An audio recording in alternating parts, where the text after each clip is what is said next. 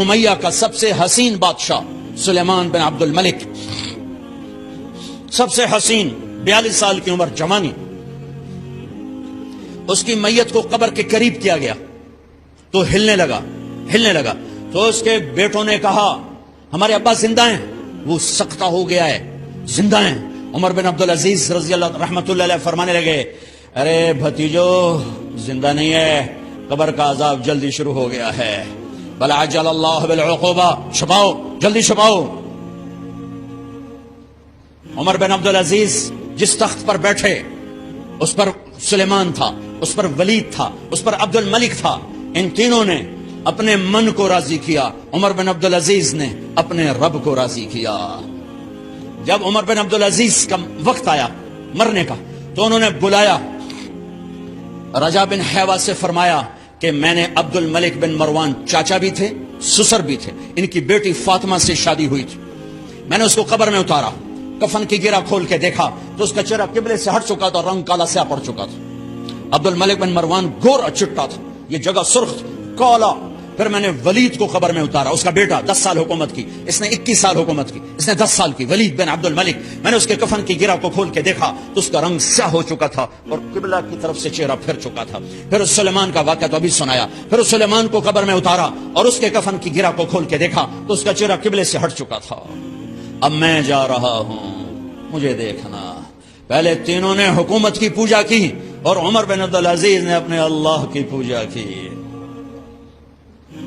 انہوں نے ایک بڑا عجیب خطبہ دیا جب خلیفہ بنے، اے لوگو بچپن میں شعر و شاعری کا شوق تھا تو میں شاعر بنا، تھوڑا سا اٹھان ہوئی تو علم کا شوق لگا، میں نے علم حاصل کیا، جوان ہوا تو فاطمہ بنت عبد الملک سے عشق ہوا، میں نے اس سے شادی کی، اب اللہ نے مجھے حکومت دے دی ہے، اب تم دیکھو کہ میں اس سے اپنے اللہ کو راضی کروں گا۔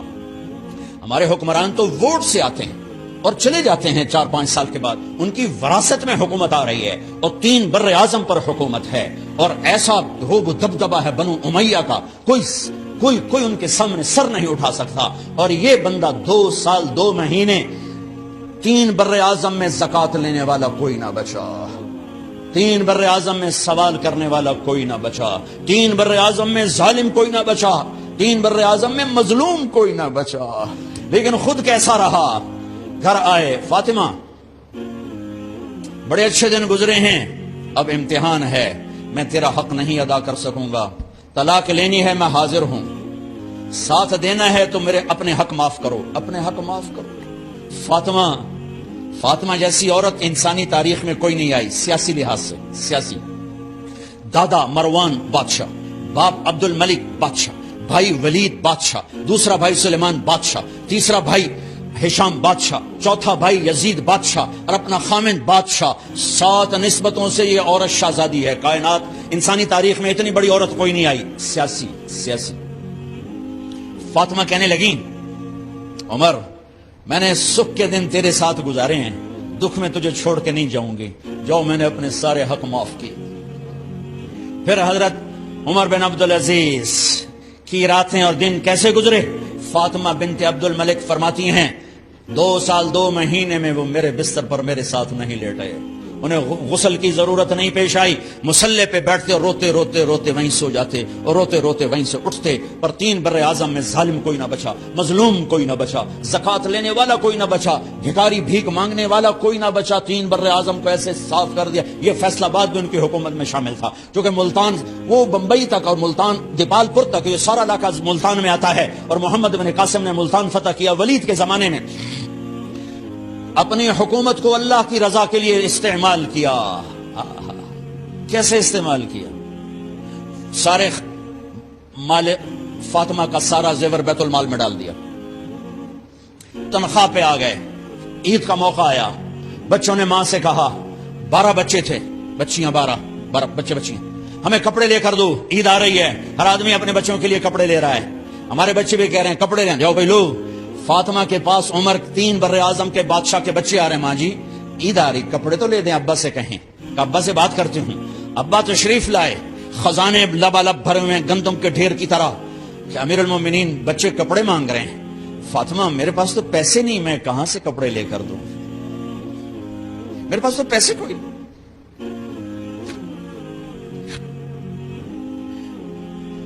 حضرت فاطمہ نے کہا پھر بچوں کا کیا کروں؟ کہا پھر مجھے بھی نہیں پتا کیا کروں۔ اس کے پہلے 3 حکمرانوں نے لوٹ مار کے بازار گرم کیے، ظلم و ستم کے پہاڑ توڑے، اور آج اسی خزانے پہ ایک شخص بیٹھا ہے جو اللہ کو راضی کرنے کے جھنڈے گاڑ رہا ہے۔ تو فاطمہ نے کہا آپ ایسا کریں، اگلے مہینے کی تنخواہ ایڈوانس لے لیں، اس سے میں اپنے بچوں کو کپڑے لے دیتی ہوں، اور گھر کا خرچہ میں مزدوری کر کے گھر کی روٹی چلا لوں گی۔ ارے اپنی تاریخ پڑھو، صرف ڈرامے ہی نہ دیکھتے رہ جاؤ، صرف گانے ہی نہ سنتے رہ جاؤ۔ اور بھی دکھ ہیں زمانے میں محبت کے سوا، راحتیں اور بھی ہیں وصل کی راحت کے سوا۔ انہوں نے اپنے بلایا وزیر خزانہ مزاحم، اپنا ہی غلام، ہاں بھائی مزاحم، ہمیں بچوں کے کپڑے چاہیے، تو اگلے مہینے کی تنخواہ ایڈوانس مل جائے۔ وہ کہنے لگے امیر المومنین آپ مجھے لکھ کر دے دیں کہ آپ 1 مہینہ زندہ رہیں گے، میں آپ کو تنخواہ دے دیتا ہوں۔ عمر بن عبدالعزیز سر جھکایا، اٹھے، گھر گئے، فاطمہ میرے بچوں سے کہہ دو کہ تمہارا باپ کپڑے لے کے نہیں دے سکتا۔ اپنی تاریخ تو دیکھو۔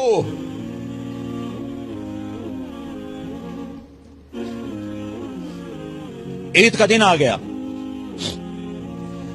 خلیفہ وقت عید کی نماز پڑھاتے تھے، نمازیں بھی خلیفہ وقت پڑھاتے تھے۔ بنو امیہ کا خاندان ملنے کے لیے آ رہا ہے، سارے سرداروں کے بیٹے، اعلیٰ پوشاک، اعلیٰ لباس، ملنے آ رہے ہیں۔ تھوڑی دیر بعد دیکھا تو بچے بھی ملنے آ رہے ہیں، امیر المومنین کی حیثیت سے بچے باپ کو ملنے آ رہے ہیں، اور ان کے جسموں پر پرانا لباس ہے۔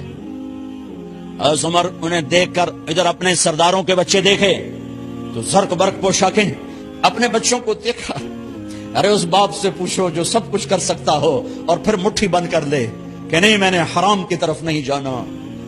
بچوں کو دیکھا تو آنکھیں ڈب ڈبا گئیں، آنکھوں میں آنسو آ گئے۔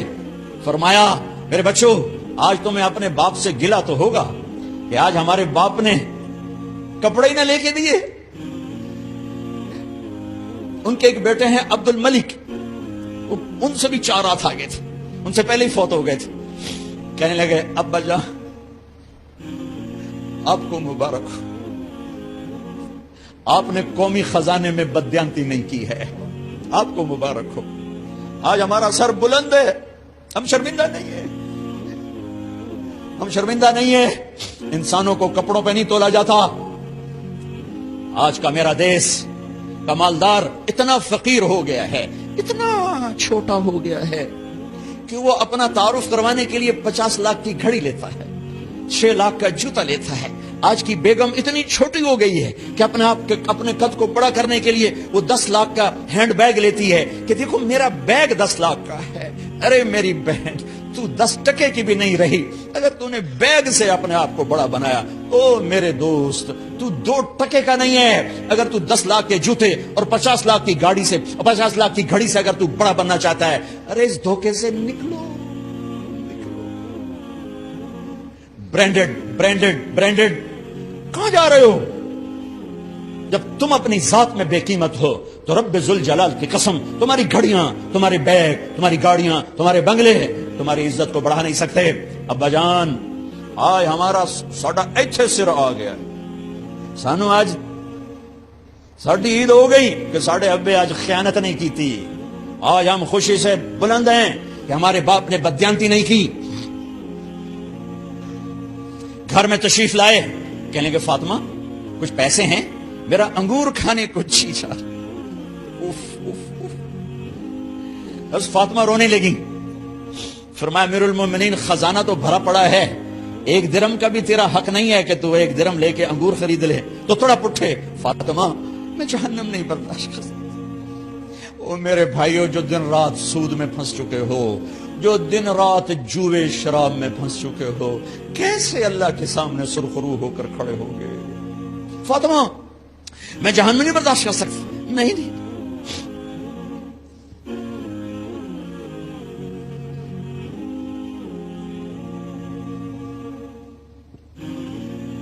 ایک رات گھر میں تشریف لائے، بچیاں بیٹیاں منہ پہ ہاتھ کپڑا رکھا دوپٹہ رکھا منہ پہ اور بات کریں. آپ نے پوچھا ارے کیا ہوا تمہیں, یہ منہ پہ کپڑا کیوں رکھتے ہو؟ تو خاموش ہو گئی, لیکن گھر کی خادمہ رو پڑی. کہا امیر المومنین آج آپ کی بیٹیوں نے کچا پیاز توڑ کے اس سے روٹی کھائی. سالن کوئی ارے مسری دی دال ہی کوئی نہیں ہے, پیاز کچے پیاز نہ روٹی. آج ساڈا مزدور جڑا کوئی نہ کوئی چٹنی بنا بند ہے. ترائے بر اعظم دے بادشاہ دیاں دھیاں کچے وصلہ نہ روٹی بیٹھیاں کھاندیاں. اور میرے آج کا تاجر کہتا ہے جھوٹ نہ بولوں تو کاروبار کیسے.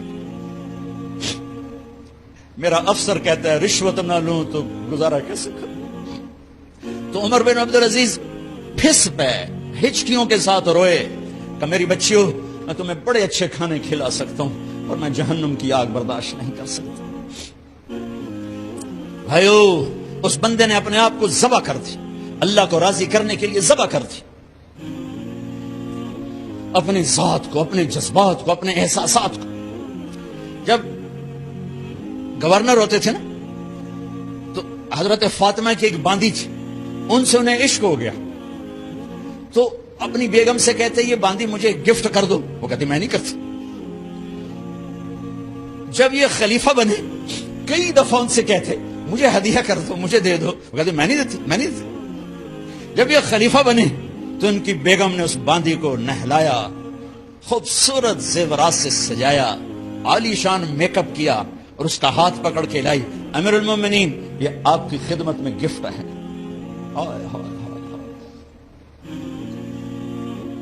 اس کو یوں دیکھا, فرمایا کہاں سے آئی تھی؟ کہا جی عبد الملک نے کوفے سے مجھے زبردستی اٹھوایا تھا. تو دو آدمی بلائے کہ جاؤ اسے اس کے مالک کے پاس واپس بھیج دو. وہ کہنے لگی این وجدک علی یا امیر المؤمنین. امیر المؤمنین آپ کا عشق کہاں گیا جو میرے ساتھ تھا؟ تو عمر کی آنکھیں بھر آئیں. کہا وہ پہلے سے بھی زیادہ ہے لیکن تمہیں اللہ کے لیے قربان کرتا, میں اپنے عشق کو اللہ کے لیے قربان کرتا. ہاں اب اللہ نے صلہ کیا دیا. جب انتقال ہوا ہونے لگا تو بلایا رجا کو, جو میں بات پہلے چھوڑ کے ادھر ان کی تھوڑی سیرت بتائی کہ رجا اب میں مرنے لگا ہوں. عبد الملک کالا ہو گیا تھا, ولید کالا ہو گیا تھا, سلیمان کالا ہو گیا تھا. یہ کیوں کالے ہوئے تھے؟ یہ بے نمازی نہیں تھے, بدکاری نہیں کرتے تھے, کسی کی طرف ان کی میلی آنکھ نہیں اٹھی کبھی. یہ ظالم تھے, ظالم انسانوں کا خون پیا, مال میں خیانت کی. اس پر اللہ نے چہرے پھیر دیے. آج عمر بن عبدالعزیز جا رہا ہے کہ دیکھو میں جا رہا ہوں, مجھے دیکھو میرے ساتھ کیا ہوتا ہے. ان کا انتقال ہوا, ان کی میت قبر کے کنارے رکھی گئی اور اب نیچے اتارنا ہے. سلیمان کی میت کو اتارنے لگے تو ہلنے لگا اور عذاب قبر پہلے شروع ہو گیا. عمر کی میت کو جب قبر کے قریب کیا گیا ایسے ہوا کا جھونکا آیا, ایک پرچہ ایسے لہراتا ہوا یوں آیا یوں آیا یوں آیا اور عمر کے سینے پر گر گیا. لوگ کٹھے ہو گئے, پرچے کو کھول کے دیکھا گیا تو اس پہ لکھا تھا بسم اللہ الرحمن الرحیم براءۃ من اللہ لعمر بن عبد العزیز من النار. یہ پروانہ ہے اللہ کی طرف سے اس کے بندے عمر کے لیے کہ اسے جہنم سے نجات کی خوشخبری سنا دی جائے. آہا, مرنا ہو تو یوں مرو, اللہ ایسی موت دے دے. کہتے ہیں میں نے ان کو قبر میں اتارا, جب قبر میں اتارا تو کیا دیکھا, میں نے کفن کی گرہ کھولی تو چہرہ قبلے کی طرف فٹ اور یوں لگا جیسے 14ویں رات کا چاند قبر میں اتر آیا.